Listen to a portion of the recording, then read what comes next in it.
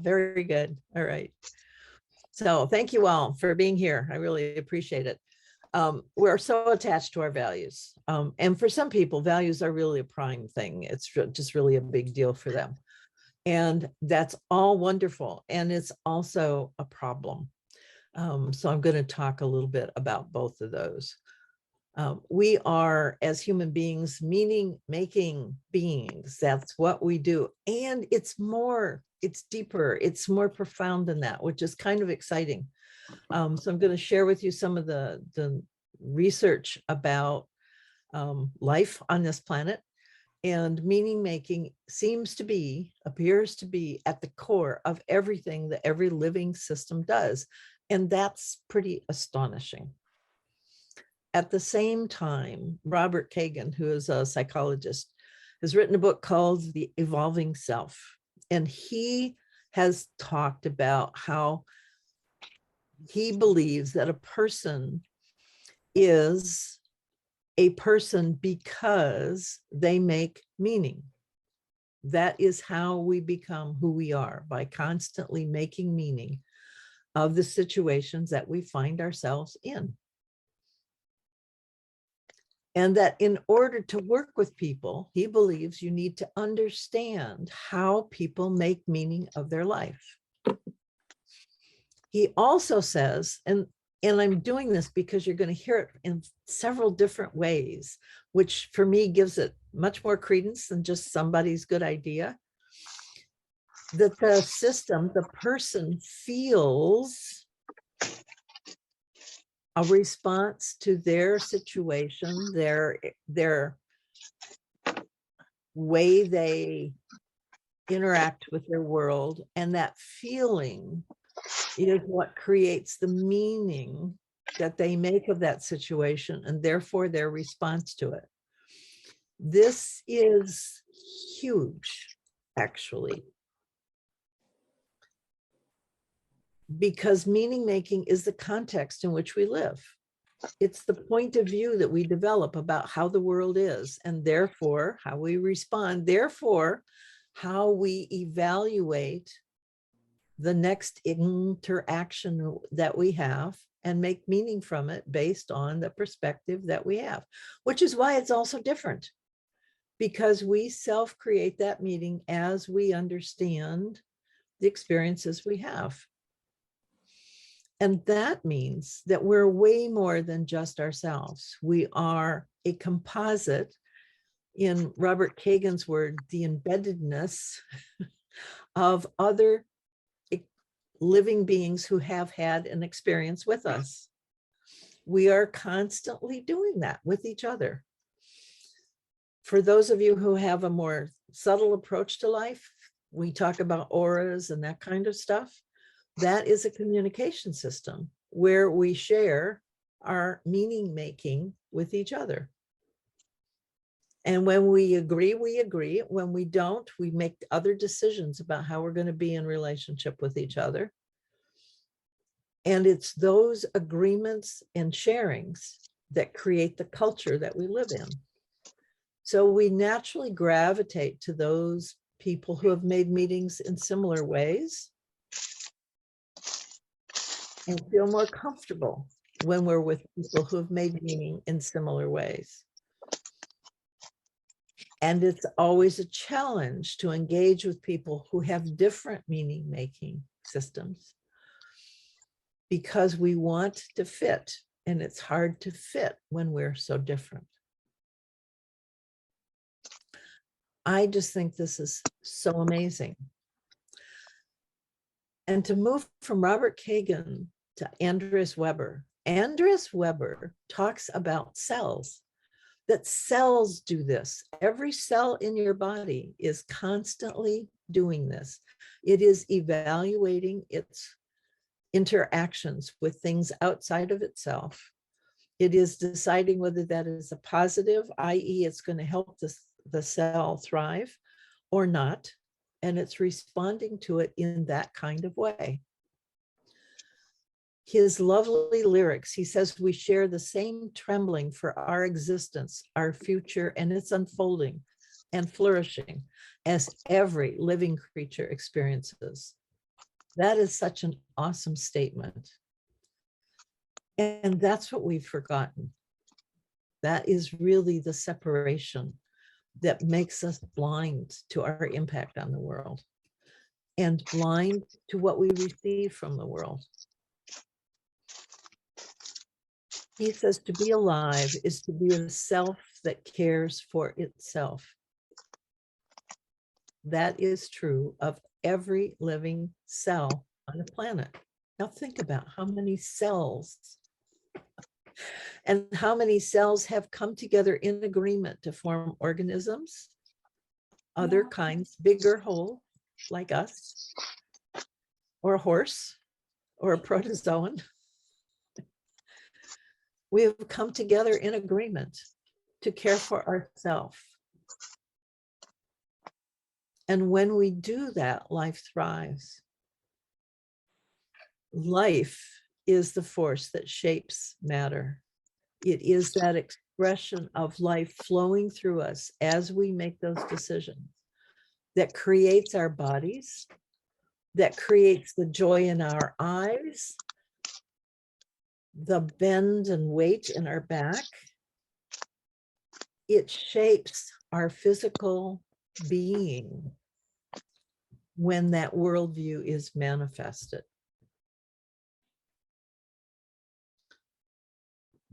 The interesting thing is that cells don't obey genes in our body, they interpret them. So that means we have tendencies toward things that we've inherited from others. And we're going to talk about pasts in different ways. But we're not slaves to them. We have choice. We can make meaning about that interaction, that intersection of intent or possibility with choice. And ecosystems do this naturally as large groups of beings. That's what an old forest is. It is trillions of beings who have gotten together and made decisions to be together and to support life with each other. So that means you do what makes you flourish as an individual cell.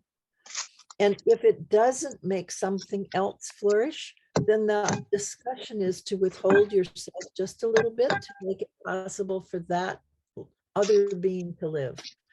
It's that interaction between different life beings that creates the fit that makes a forest robust over time. Those depths of discussions and decisions is why that forest is so robust, why it manages to change constantly and yet remain the same. I don't know if you've had the experience, but walking out in a field over periods of years, you'll see plants show up and then disappear. Large puddles of plants come, a certain kind of plant, and then it stays for a year or two, and then it disappears. There's another plant that comes in there because the requirements of the soil, the requirements of the other plants need a different kind of contribution. So the emerging whole is so much more than the parts. And it is constantly working to assure its own existence. So values are integral to how we understand life and how we work in life. I think that's awesome. I just think that is so amazing to really think about that. What we're talking about is called autopoiesis, the self-making that the world does. Monterana and Varela were the people who coined that word when they noticed that that's what life did. And each interaction with something else, something not self, is open to a new exploration. And so it gives us this incredible variety of choice that different organisms have made about the same thing. Hi. they've responded in a different way. They've had a different value or a different inspiration from each interaction. And that's impacted how they look and how the kinds of agreements that they make with the rest of life around them. And that's what agency is. It's the ability to do that, to accept the capacity of autopoiesis. Most of life does it with great joy. We do it with a certain amount of caution, I think, because we second guess ourselves. We second guess the decisions that we've made, or we don't pay attention to them and we don't hear them. We respond constantly to things in our environment, and we do that through emotion. Now, some of us are more in touch with our emotions than others. I can tell you a little story about emotion and its impact on the body. I was married for 15 years to a guy who we used to have very intense conversations about certain topics. And the intensity was actually a form of intimacy for us. And it was many years before I was really conscious that I put so much passion into explaining what I felt was true about the situation. And at the end of every conversation, it was like, oh, he could go on his way, and he totally disregarded everything I said. And that was really irritating. But it didn't happen all the time. It happened only occasionally. But we did it consistently over 12 years. I developed liver cancer because I was so irritated. And I stuffed that emotion, that anger, in my body. So that was a huge lesson for me in how subtle the drip, drip, drip of a slow, very ephemeral emotion actually could have such a profound impact. So we do this all the time because we make meaning of those emotions, because we make meaning of those situations. And I was able to see in myself how I personalized another person's dismissal. He can dismiss whatever he wants from his life. It's actually his choice. And it was not about me. It was about what he needed to do for him. That was a huge aha. So now I'm sensitive to when I'm dismissed by others, but I don't take it personally. So that has given me the capacity to self-organize in a different way around those situations. When we have agreements, when we think of our bodies, I mean, we think of our bodies as us, right? You know, this is me. And it's filled with like something like 3 trillion cells.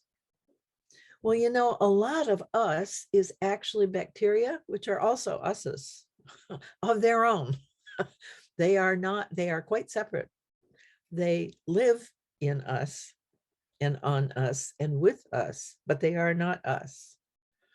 But we have formed an agreement with them to create a symbiotic partnership. We could not exist without them. We have mites in our eyelashes. We have bacteria in our gut because parts of our cells have made agreements with those things to be here. They serve us in some way. We serve them in some way. That is the reciprocity that allows that relationship to exist. We value that relationship. It furthers our ability to exist, which is what values should do.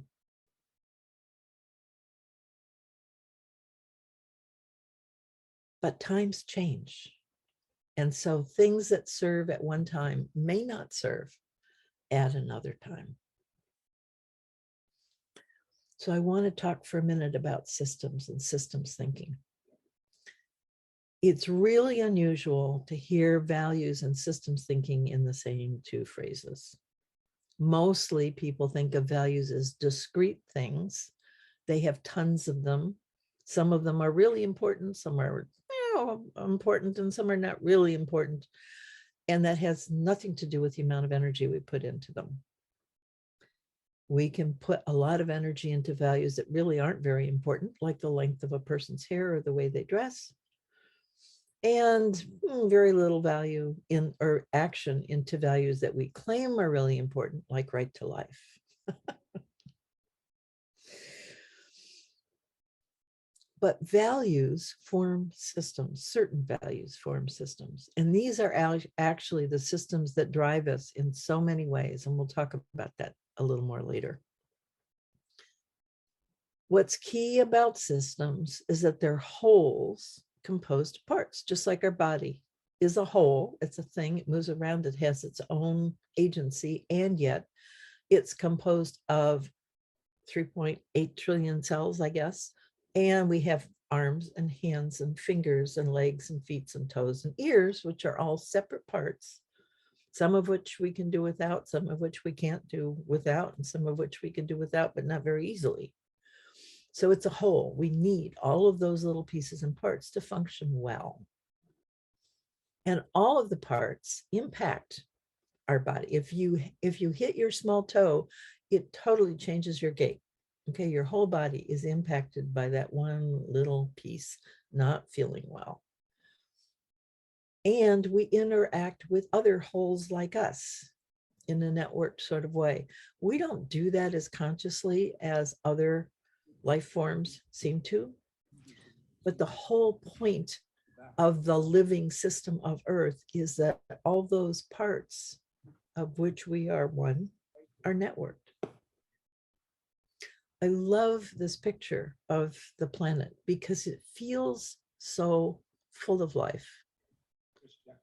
It really feels like it's filled with living things, which is the truth of where we are.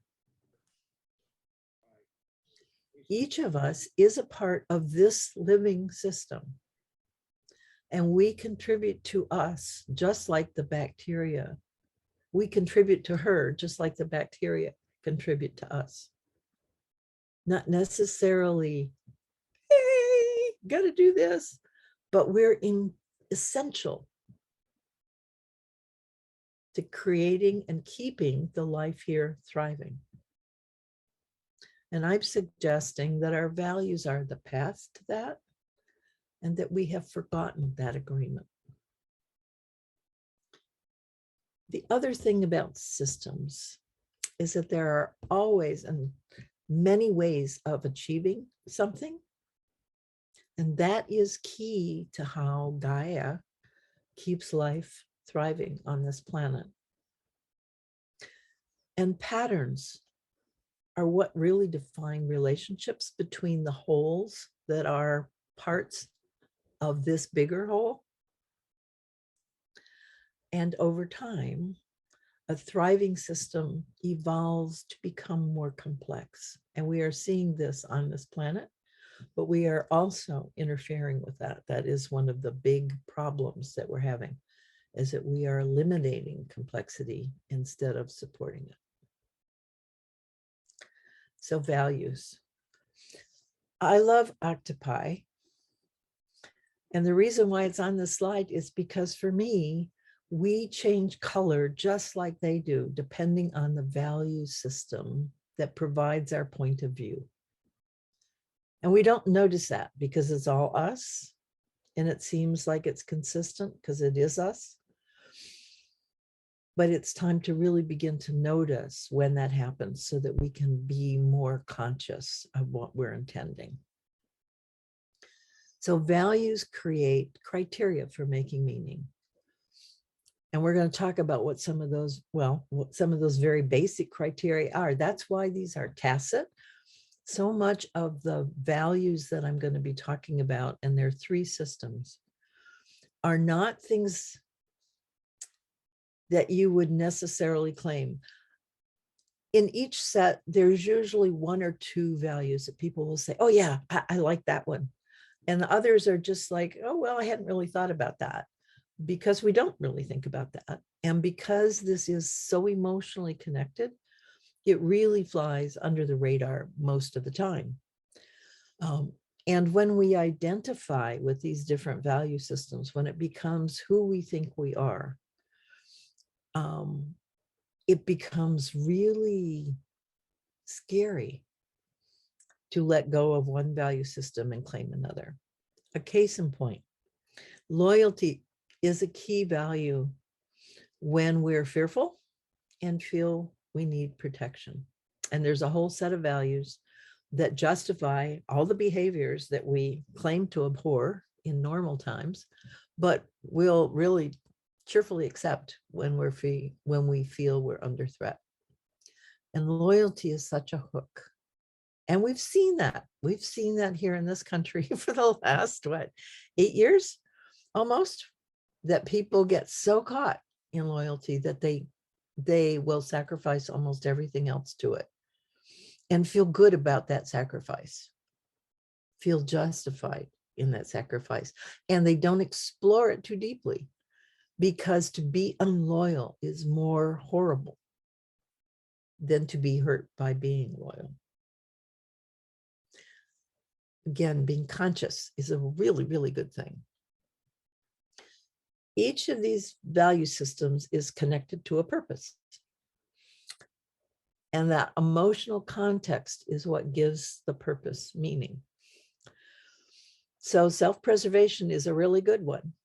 You know, there's few of us that can really step aside from that desire and choose something else or not feel driven by it. It's quite an all-consuming feeling. And when you are afraid of your own survival, afraid for your own survival, then having somebody else take care of you is a really good thing. It's really a hard seduction to avoid. When we're excited about life, confident in who we are, and really want to express the fullness of our own capacity, it is really hard to let that sense of self-esteem go and not be a driver. It's really fun to be competitive. It's fun to make big and better things. It's fun to succeed, to see some evidence of success come your way. It's very engaging, and it's really hard to ignore. But both of those are really human-centered, and they've served us well for a very long time. So there's nothing wrong with these value sets, but the wrongful application or clinging to them in an inappropriate time creates a lot of liability and difficulty that we really don't need to go through if we're clear that we can do something else. We haven't had other options. We haven't been aware of other options in many ways. In the very early days, and so much of indigenous life was really much more attached to the earth. And what's interesting, and I find this is still true actually, that when you really reconnect with the earth and understand you are a part, there is a sense of peace that comes from that connection. We have been so separated from it. That's part of why we fear, because being alone is a big deal. But being part of something else and understanding that relationship, being able to engage in that relationship, being able to hear what the planet is telling you, being able to talk back to the planet and have engaged in that conversation is something that was very common a very long time ago. And we need to bring back to give us that sense of peace, especially as things are changing.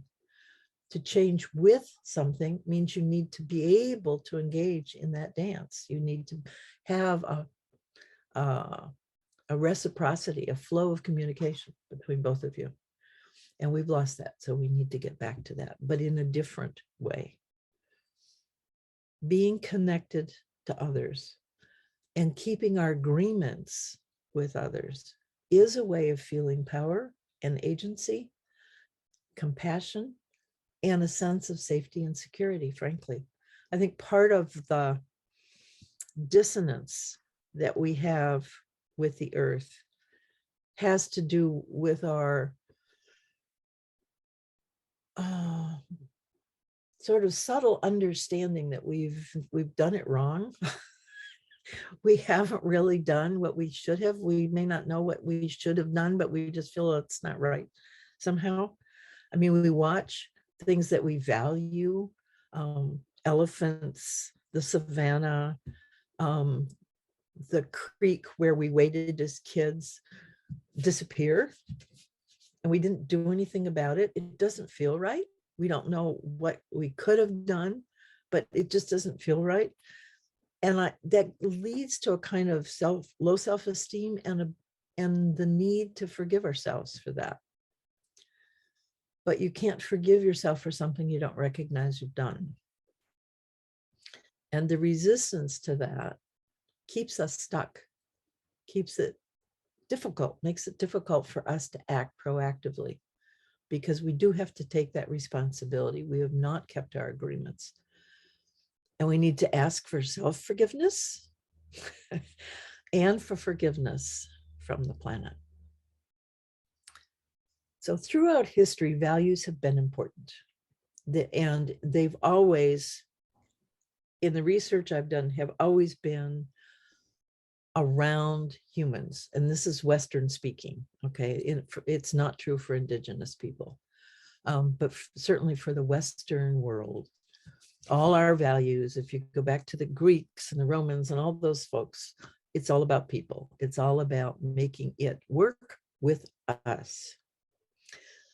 And then you get into the issues when they try and research values and see if values are the same in different parts of the world and in different ethnicities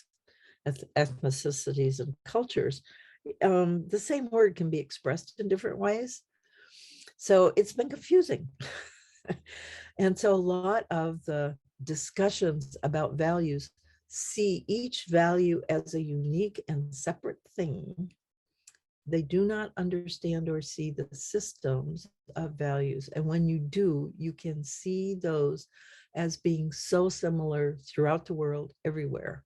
It really doesn't change much because it's the emotion that drives the value system. And the different approaches, the fear, that talks about being protected, the idealism that talks about all the wonderful things we could make and create and do and how fantastic we are for being able to do that, is a different value system.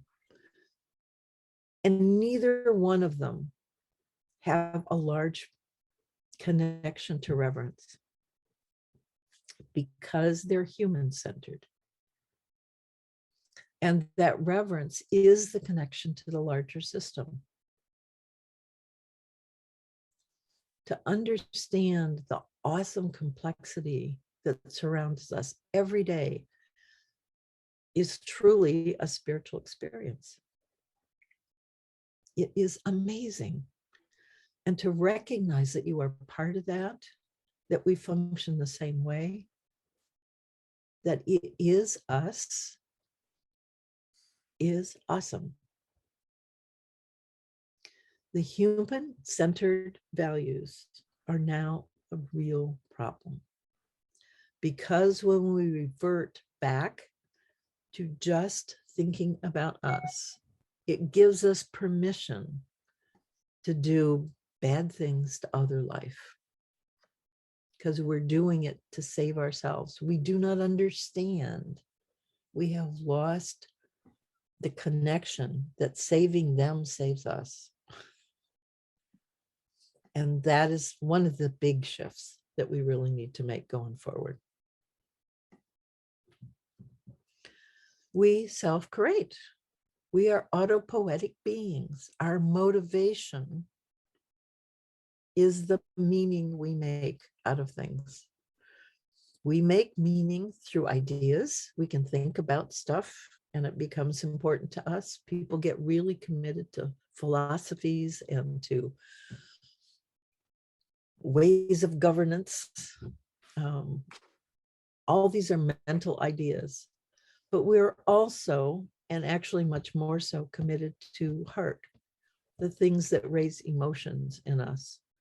And when we stop paying attention to that emotional sphere, to that more subtle actually, when we stop paying attention to that, we go astray. We can rationalize almost anything. We can give ourselves good reasons to do almost anything we want to do. And certainly we're hearing so much conversation in the political sphere now about why people want to do what they want to do with very good rational things. Sometimes you actually have to stop and say exactly how that doesn't work, because it almost looks like it would. You just know it doesn't. And you know it doesn't because it doesn't hit the heart. Your heart wants life. Your heart wants things to thrive. Your heart wants you to thrive. But we can accept ideas that actually don't allow us to thrive. And through loyalty and other little hooks, we'll keep doing that quite against our own best interest. And we've all seen this happen with other folks. But the heart is the one place where we can come together. And the heart requires a certain amount of reverence. One of the things that is so lacking in our current experience is respect. People simply don't respect other things. They don't respect other people. They don't respect nature. I mean, it's there to be broken, to be used, to be ignored, to be whatever, manipulated, because it's not respected as a thing of its own. If you revere something, you respect it. That heart connection means that you are going to care in a way that shares a mutual value. It's not mine or yours, it's ours. And the thriving that I need to have is the thriving I want you to have, and I understand you need to have for me to thrive as well. When I think of governance and how government can help people thrive, we've not seen government as something, it's sort of supposed to take care of you. Okay, the protection part is taking care of you. But then we get caught into, oh, well, it's doing instead of us. Well, our technology is doing instead of us too. It's actually a huge crutch. When we put these things together from the heart, we don't get caught in the silliness. And values have been a way to get caught in many ways. I talked about the human-centric, and that's a big piece of it. But I think the ecology of ethics, which I want to share with you right now, will show you why it is a system. And there are three systems. And when you're in one, you're doing very different things with the same value, which is why it's so confusing. When we think of us as people, there's always been a language around being your true self, be your real self, be your authentic self. And why do we have such a hard time doing that? It's true. You know, oh, I don't know if this is really me. I don't know what I really like. Oh, I don't know if I should really do this. There's obviously other things at work here. You know, if we were just us, it wouldn't be a problem, but we're not just us. Robert Kegan talked about we're embedded, and we're so embedded, and we don't recognize that embeddedness. And we aren't conscious of that embeddedness, and we don't take responsibility for that embeddedness because we make choice around who and what we're embedded with. That's our autopoietic happening. We make those choices. Now, when we're very young, you don't have a lot of options, although people do make choices. because you can see really different things coming out of the same experience. Really different people learn different things from the same experience. So there's way more choice than we're willing to own. But there's the authentic self, and then there's all the other people around us who create oftentimes a social self. So we figure out how to fit in that social self, how to change us, because that's the only place you really have control, to change yourself to fit in with whatever you're embedded in at the time. It could be a family, it could be a military school, it could be a job of some place, it could be a community of some kind. But there are agreements that those people have made which create a culture that you fit in. So if the culture you're in is full of fear and very protective and seeking a savior, seeking somebody to help, you're going to glom on to other people who feel the same way, because the stories you tell each other are really similar. And it justifies the personal sacrifice that you're doing to stay there, to give up your agency to something else. If, however, you're an idealist and you've decided to make yourself in a certain way, a wonderful way, a perfect way, a fantastic way, it may be a religious way. It could be a political way, but it's perfect. It's wonderful. It's fantastic. It's going to change the world. And therefore, you take those same values and reframe them in that way to keep yourself embedded in that culture. If, however, you become authentic and are able to touch the essence of yourself, which is the life connected to the planet, we have a whole different story to tell. Meaning is made in very different ways. And all of a sudden, those values get reframed in major ways, in ways that support the agreements of all of us together, not just my little group or just me. It's a very different conversation. We expand our circle of care from me to us, you and me, the people I'm comfortable with and familiar with, to all of us. And safety looks very different in each of those places. The actions that you take to keep yourself safe look very different in each of those places. There is in forests a mycelium that talks amongst the trees and helps the trees disseminate information and food and support to different trees, sometimes the same species, sometimes not. And culture is like that with people.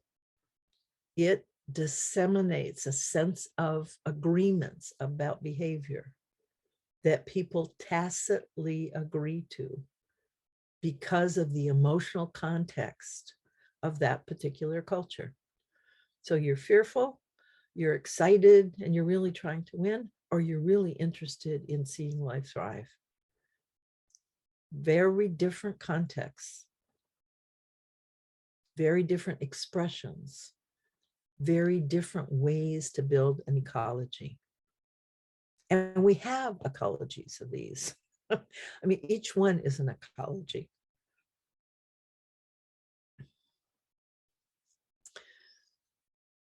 But the life agreement that has kept the planet thriving for 3.8 billion years is what I call the prime directive. And this is really the work of Jeannie Benyus, that all actions create the conditions that support life. That is awesome. That is awesome. And that all creatures who express life agree to do that. We, however, as human beings with quote unquote free will, can choose not to. As far as I know, we are the only living system, part of Gaia, that can make that choice. And we have been living without being conscious of when we keep that agreement and when we break it. And again, I think that's why we have sometimes very low self-esteem, why we dislike ourselves, because we feel like we're not doing what we're supposed to be doing. And that's what we're supposed to be doing. Now, notice it doesn't say you should do this and therefore.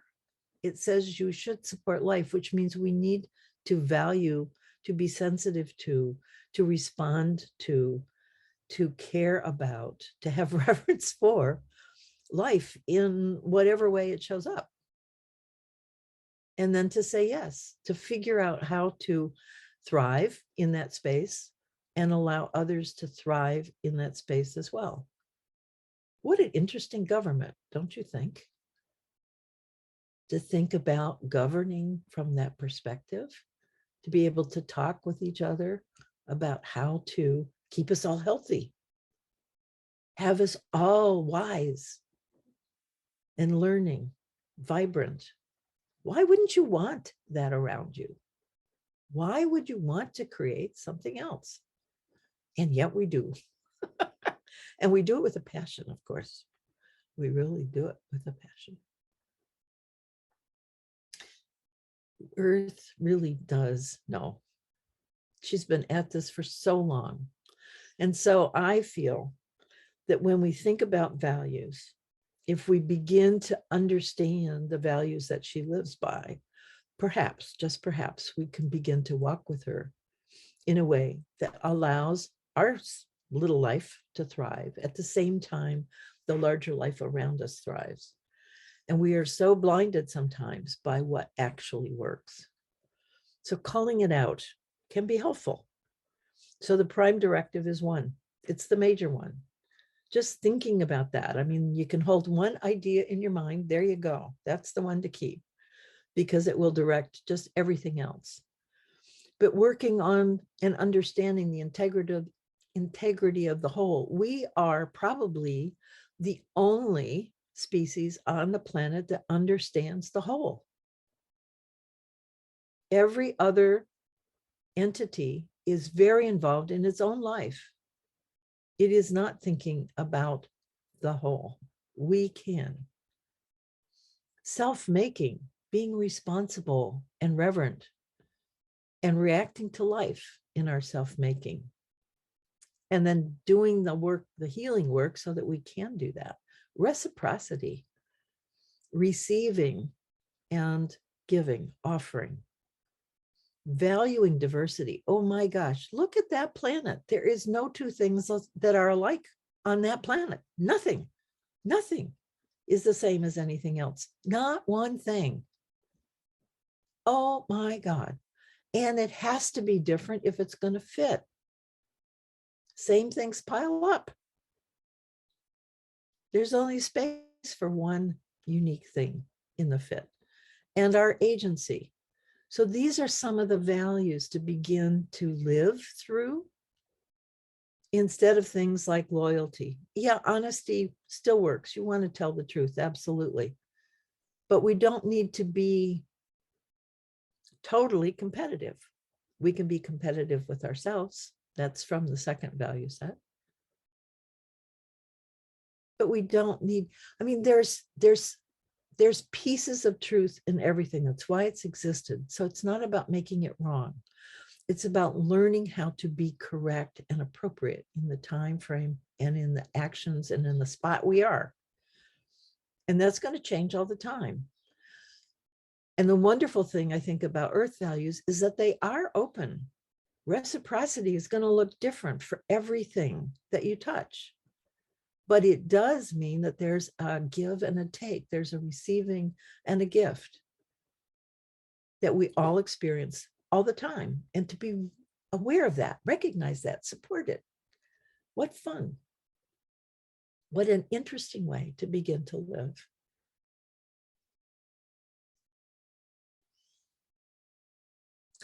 So there's been an evolution. There's been an evolution in terms of Gaia's capacity. She is moving toward greater complexity. There's been an evolution in our own species. We've seen ourselves learn more, gain more capacities, doing different things. So maybe there's also an evolution in our values. We need to rethink what we care about and how we act from a meaning-making place within us. So we're looking at three kinds of things: the fear and survival that we used to do. I mean, we don't have to fight for food like we used to. That's not necessary anymore. We have actually conquered that. We haven't conquered it for everybody for other reasons, but we have the capacity. Pride and success. Well, look at what we've accomplished. We are incredible beings in lots of different ways. We have been able to do amazing things. We put a man on the moon, for heaven's sakes. That's awesome. But we have forgotten love and care. Somehow that got left out of the equation, and it's time to bring it back. So I'd like to take a few minutes. I would love to do breakout rooms, but we can't. So I'm going to ask you guys to take a Catherine, pencil. I can do breakout rooms. Can you do breakout rooms? Yes. Okay, I think that would be much more fun Great. to do. So why don't we put two people together? And I would ask you to go through these three things: fear and survival. Where in the world do you see that being manifested right now? What kind of government or nation state is experiencing or going through fear and survival? What about pride and success? Where do you see that happening in our world, where there's a whole community of people, a nation, a country that is really in that place? That's what they're doing. And what about love and care? Where in the world do you see a nation state, a country, living out that principle? So share that with your companion. Can we do 4 minutes? Because we're coming close to the end. So that gives you 2 minutes each. Catherine, we also have one question if you want to allow for some time from that. Yeah. Do you want to do that now or after, when we come back from the rooms? So Brian, how quick does it end? Do we have, can we go over? Call everybody back in like 3 minutes or something like that. But for the recording, you might want to just take the question first, and then we can end recording and do breakout rooms. Okay, so let's take the question. Okay, so Hoda has a question in terms of, she makes the statement that knowledge is power, true. She agrees with that, true. Yet what is true and why it is that the 1% controls our access to knowledge, thus controlling our values. So I think it's a question of agency in terms of. Right. And actually the 1% doesn't control beings. The agency that you have is inside of you, which is not controlled by anybody else. That's where you have power. It is not external. The external stuff can be manipulated. There's no doubt about that. But it is our response to that and our engagement with it that we choose. Nobody else chooses. Does that answer her question? Hoda, thumbs up.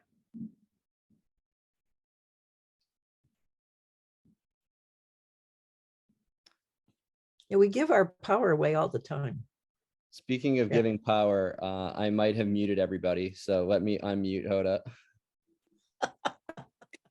Agency is true that it's controlled, it is theoretically us, but if the powers that be control my access to jobs, to housing, to proper food, my agency, I am not so free-willed. This is why we have homeless. This is why we have 1.4 billion people living in slums.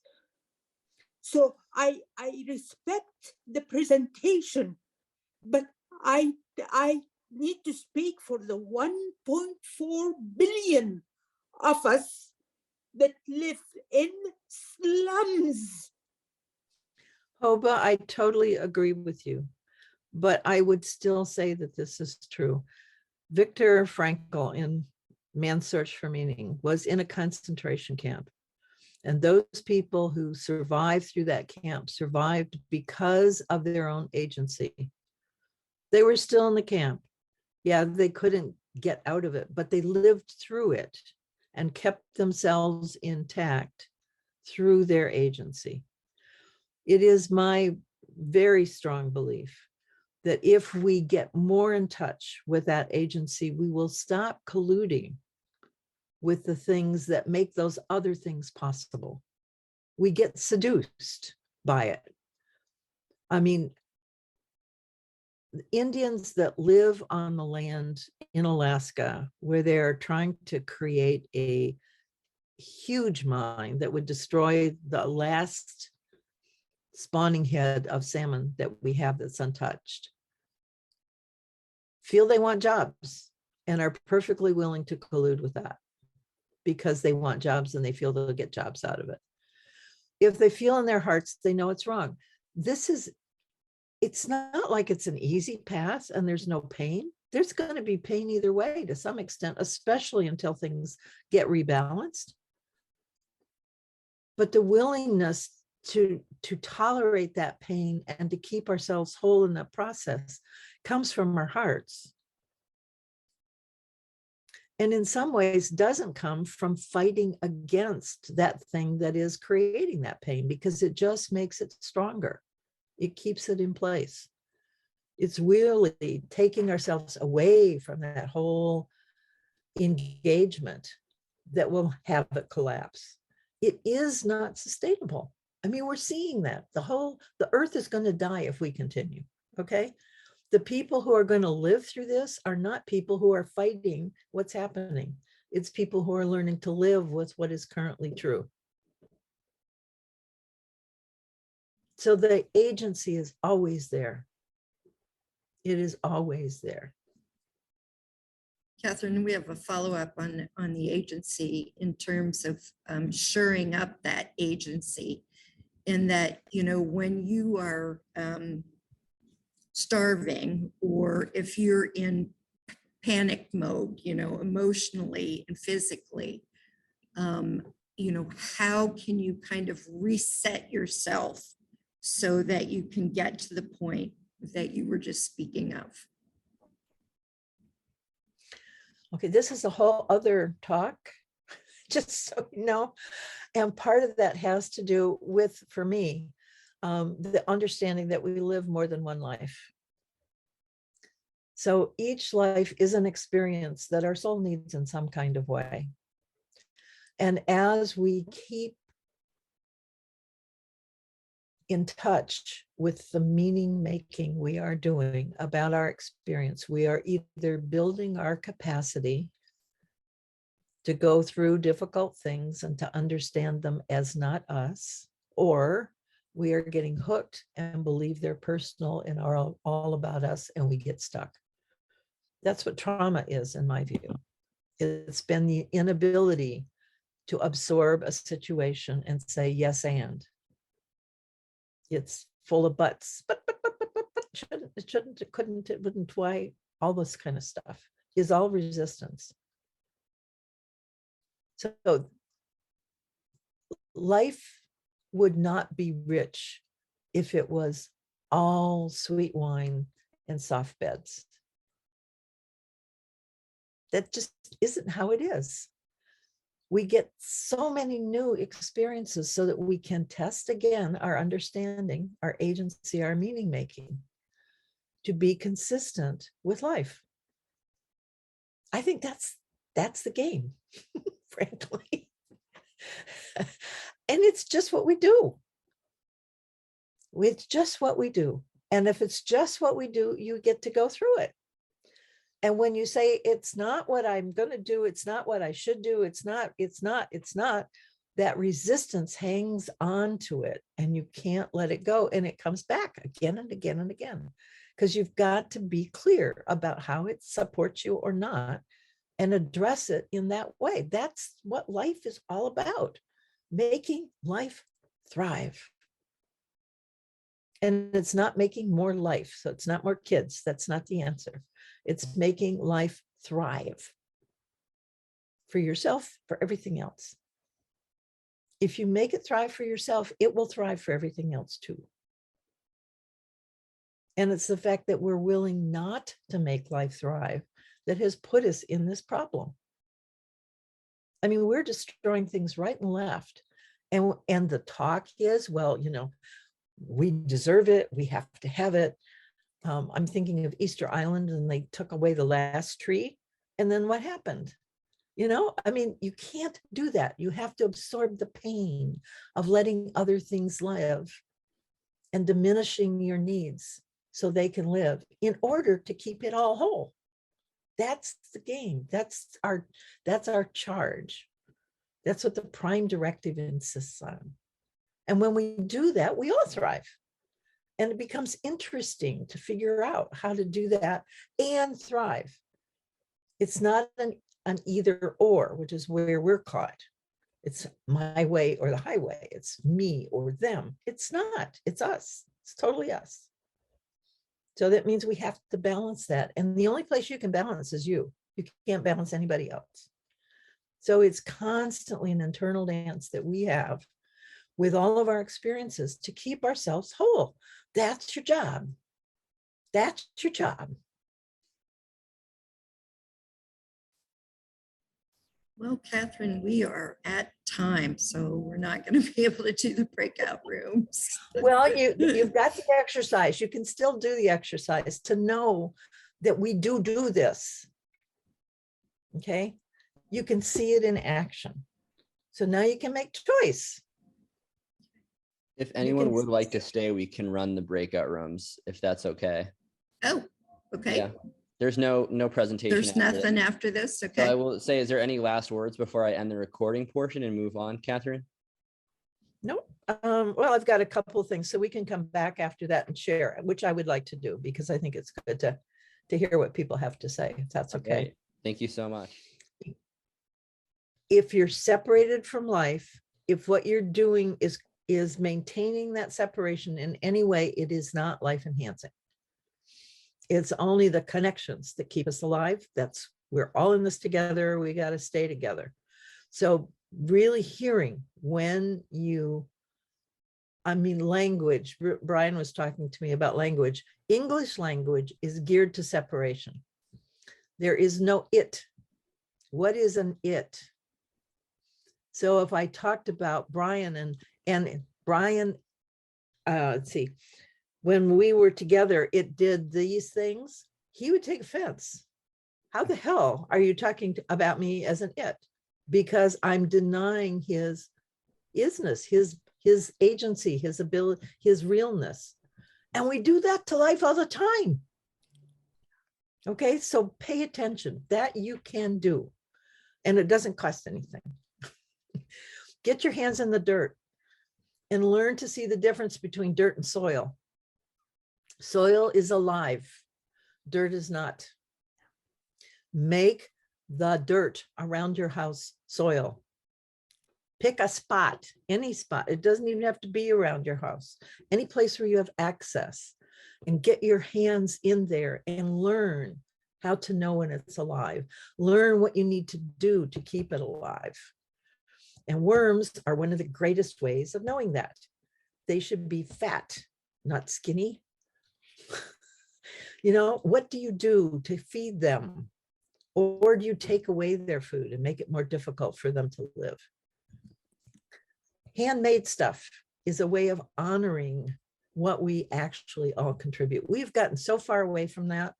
We forget that we make our life work together and that we have those skills. So developing those skills and honoring those skills in others. spending time in reverence. I know a lot of us meditate, and I think that's fantastic. Listen to the earth instead of just meditating on space or spirit. Really ground yourself in what is alive. That is actually a door to spirit, but it keeps us grounded instead of separated, because there is a spirituality of separation as well, where it's not about the body. The body doesn't really matter. You're trying to get out of the body and into some other more wonderful place. No waste. Oh God, is this hard? I don't know. Has anybody tried to get rid of plastic? Really, really difficult. So pay attention. And the other thing you can do that costs nothing but is very, very risky is talking to other people about this, being where they're at, but still talking to other people about that separation, about how to listen for life, how to discern about what you're doing and whether it's life. And then this is to Karen's thoughts. So I'm restarting the class Values for the Coming Crisis in July. It starts July 6th at 11:30, and that's the link. So it's pretty easy to remember. And I also have a network where we can talk together and where you can contribute. You can hold classes of your own. You can share resources that you have. And so you can join that. If you take the class, you get a year's membership of the community included in the class price. So those are two ways that we can continue. All right, now I'm going to change our view so we can all see each other. Well, maybe. There we go.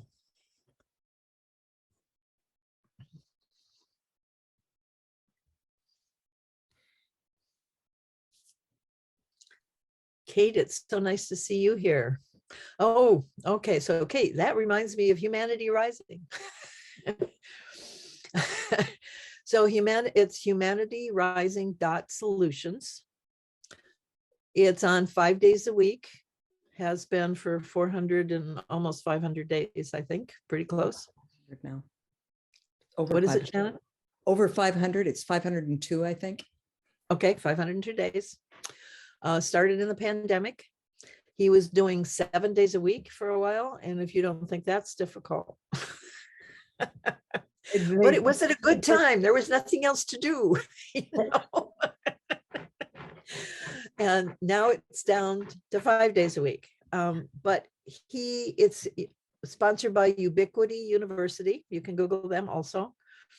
And it has brought together people all over the world who are committed to making a different world from these perspectives, that they are life enhancing. Yeah, Kate. And it's just been wonderful. I mean, especially early in the pandemic when everybody felt they were all by themselves and there was nobody else that cared, you know, you had people who cared. It's just wonderful. So we've formed relationships. I know Shannon that way. I know Karen that way. I know Kate that way. Just from being on there, talking in the chat, and then doing the after chat, which Shannon has been really very, very strong in. And it's a way to talk with each other about what you just heard, bring other resources in, ask questions. It's just been wonderful. So it's just a great resource. I highly recommend it. And also cry with each other over, some of the state of the world. So. I had an opportunity to go back into some of our old recordings that Stan provides on other networks, to see some of the people that I haven't seen in so long. Karen, I miss you. And you were one of the people that I smiled at in the recording. And it's turned into a really strong, small community who's willing to be larger. Yeah. Thank you. So can you share with me what happened in your rooms? I will go ahead and share if I may. The thing that really stood out for me was that in my mind, I think of the Indigenous people as being so poor. And, you know, in Canada, we don't even provide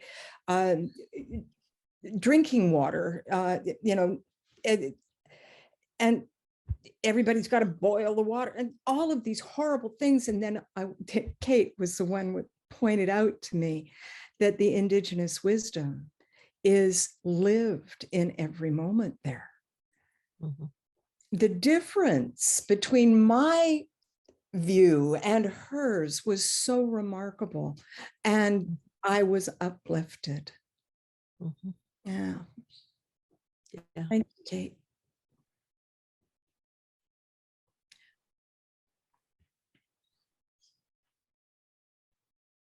I guess I feel the need to add that anyone who has to boil drinking water, it's just a crying shame. And, you know, I was thinking earlier today how in the 90s, we found pesticides in cord blood. And now we're finding microplastics in cord blood. That's right. That's You know, right. just a tragedy. And so Yeah. obviously the species that could, you know, first of all, if we were living the indigenous way, we'd still be drinking the water. Yeah. But the species that has poisoned and polluted their own drinking supply obviously has to be the species that figures out how to clean it up. Yep. Yep. And that, you know, the first thing you do is get in out of the rain. Quit doing it. Quit polluting our waterways. Anyway. Yeah. Yep. Thanks, Kate. So Joan,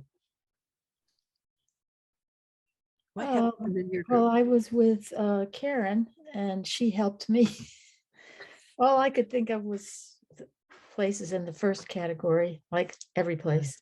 But she helped me remember that Indigenous communities do have this approach. And I did know that, but Yeah. it just wasn't coming to my consciousness. And then Karen also pointed out that some education institutes are operating with pride and success, a sense of pride and success. I thought, well, that's probably true. I mean, pride and success, I can definitely see it in pockets of places and with individuals, but I was having trouble seeing it with, Oh, Dubai. pardon, Dubai. Dubai. Okay. Do take a look, Google Dubai Okay. and look at some of the things they've done. He has made islands to put things on. And so they've got islands that look like palm trees and all sorts of things that they've built because they can.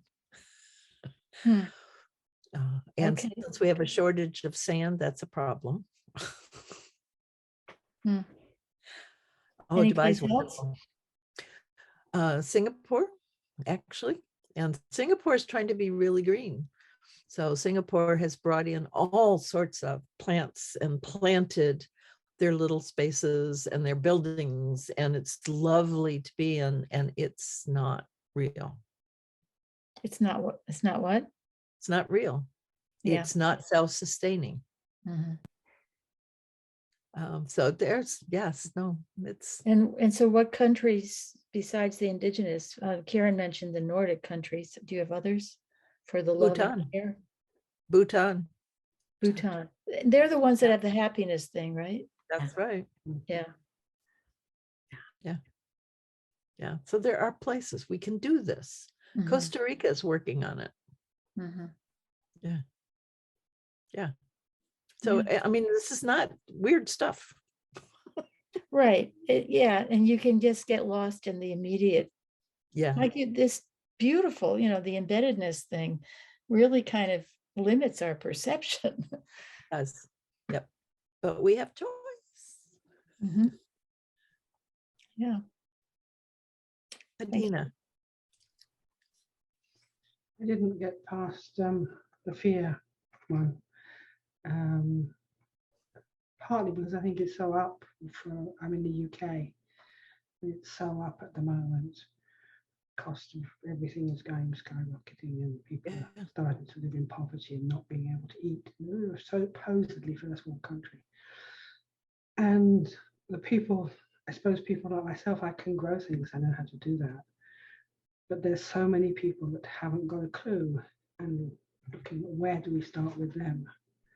They can start to make their lives turning around. So I didn't get past the first post. So I was glad to meet people. I met Shannon and Kate. Yes, I'm a terrible name. Sorry, I'll forget them. Not personal.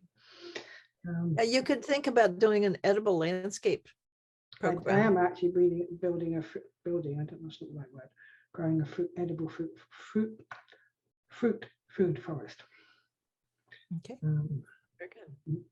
Yep. But at the same time, I'm watching my neighbors a few miles away starving. Yeah.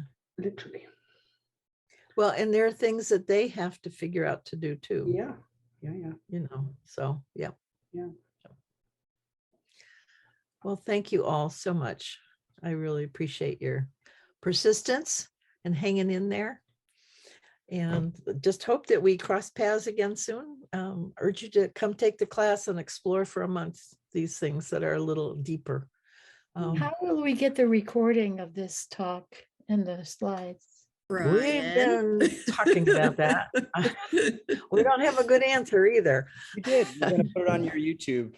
If anybody wants to put in their emails, I guess Karen or I could collect them and make sure that YouTube video of the recording gets to them.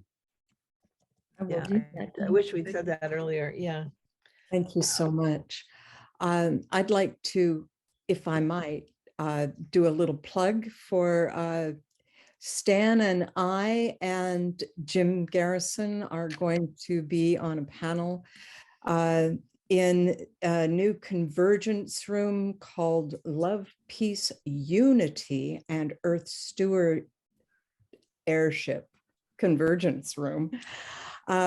Charles Betterton is the host of that room, and he invited us to speak. I'm going to be talking about Our Heart Gardens, and Jim about universal education, and Stan about connecting everyone.